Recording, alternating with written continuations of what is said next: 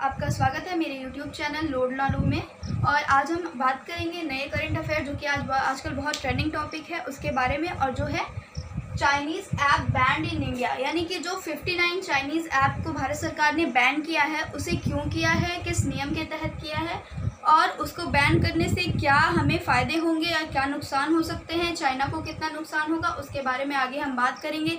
हम ये भी बात करेंगे कि पबजी और जूम को क्यों नहीं बैन किया गया है। ठीक है, आइए चलते हैं, वीडियो को ज़्यादा लंबा नहीं करते।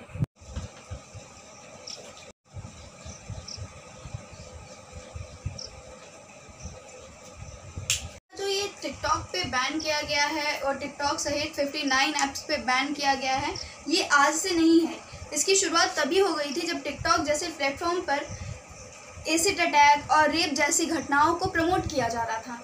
तब भारत सरकार इसको देख रही थी और उसने तब भी बोला था कि ये चाइनीज़ ऐप जो हैं वो अपने ऐप में इसको फ़िल्टर करें, इसको चीज़ों को ठीक करें, लेकिन ऐसा नहीं किया गया। और उसके बाद चीन की गलवान घाटी में हुए हादसे के बाद ये भारत सरकार ने कड़े और सख्त नियम जो लगाए हैं किसी ऐप पे। ये पहली बार ऐसा हो रहा है कि किसी भारत सरकार द्वारा किसी ऐप पे इस तरह से नियम लगाए गए हैं। ठीक है, आगे हम बात करते हैं कि ये किस नियम के तहत हमें ये बैन देखने को मिला है।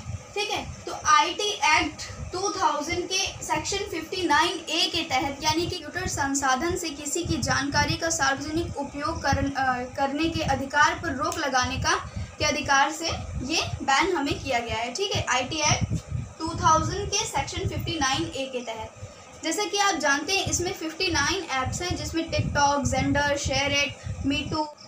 जैसे कि आप जानते हैं इन सारी ऐप्स को जो बैन किया गया है, ये क्यों किया गया है।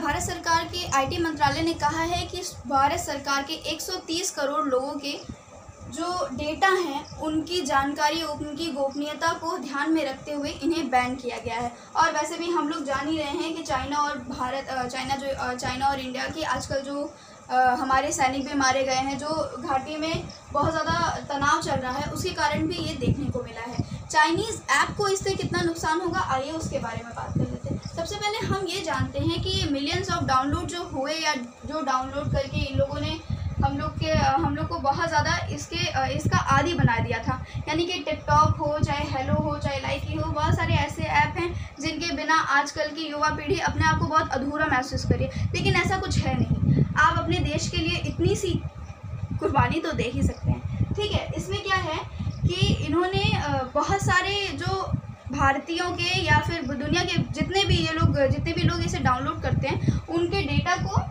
लीक किया है। इनका के आईटी मंत्रालय ने एक विज्ञप्ति जारी करके कहा है कि ये सभी हमारे जो देश के 130 करोड़ जो जनता है उसकी गोपनीयता और उसकी सुरक्षा को ध्यान में रखते हुए इन्होंने ये कदम उठाया है।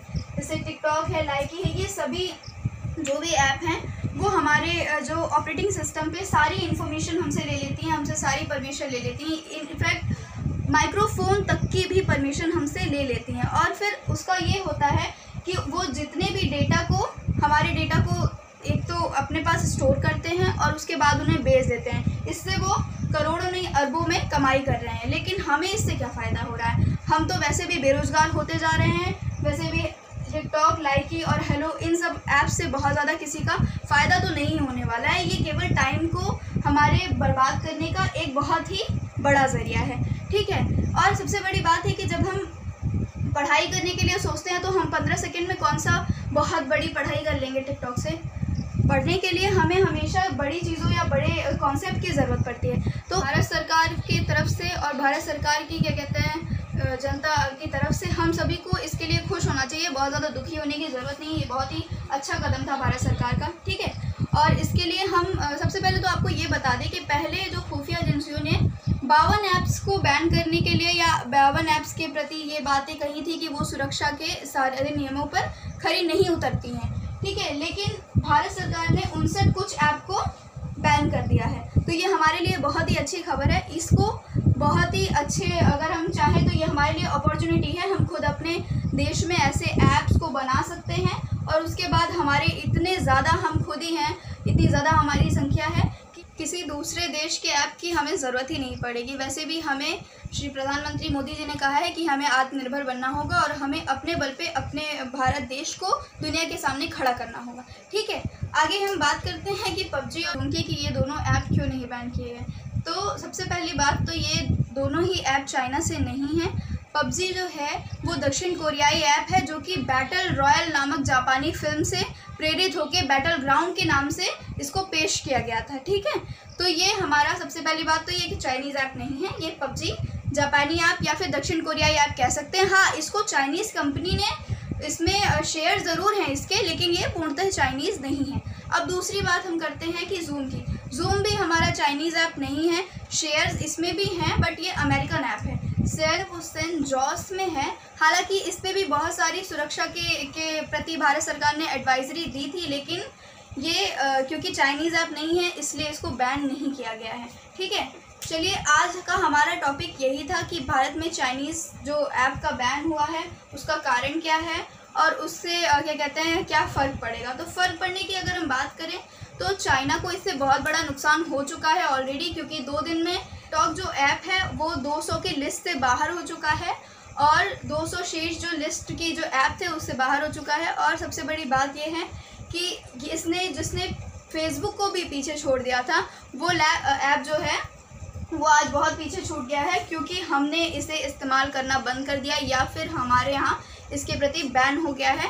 और चीन जो है ये सबसे बड़ी बात यह है कि चीन आज भी हमें आंखें दिखा रहा है, लेकिन ये बहुत ही अच्छा कदम है भारत सरकार का कि इसमें आप हमें आंखें भी दिखाएं और आप हमसे फ़ायदा भी लेते रहें, ये तो गलत बात है। इसलिए आज का हमारा टॉपिक यहीं ख़त्म होता है। आगे हम फिर मिलेंगे बहुत जल्द आपको एक नए टॉपिक के साथ। Thank you so much.